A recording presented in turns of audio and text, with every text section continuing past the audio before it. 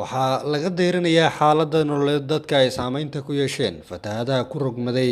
degmada Qardho oo ka tirsan gobolka Bari balse Puntland ay u taqaano gobolka Karkaar.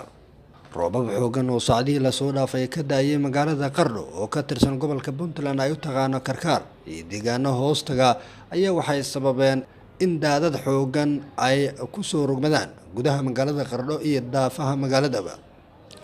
biyaha faraha badan ayaa lagu soo waramayaa in ay buux dhaafiyeen xaafadaha kala duwan oo ka tirsan degmada Qardho, kuwaasi oo burburiyay guryo lagu qiyaasay 150 guri oo ay deganayeen dad rayid ah, sidoo kalena ay baabiyeen goobo ganacsi iyo sidoo kale sida ay maamulka degmadu sheegeen 90% ganacsiga degmada Qardho. taliyaha qaybta booliiska gobolka ay u taqaano Puntland Karkaar gaashaan la dhexe Cabdi Casar Yuusuf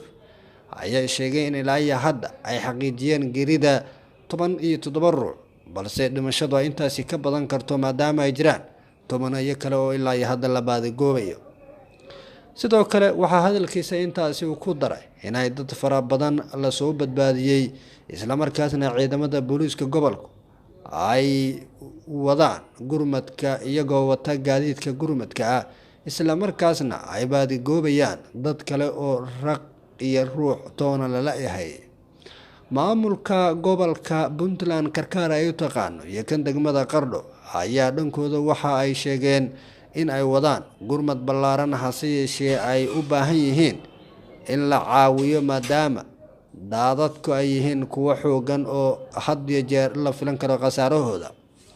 wararkii ugu dambeeyay ee ka soo baxaya magaalada Qardho ayaa waxa ay sheegayaan in inta badan xaafadaha magaalada ay daadadku saameyn xooggan ku yeesheen, isla markaasna dadka qaarkood laga daadgureeyay guryahoodii oo dumay, isla markaasna la geeyay goobo waxbarasho ku yaala gudaha magaalada Qardho.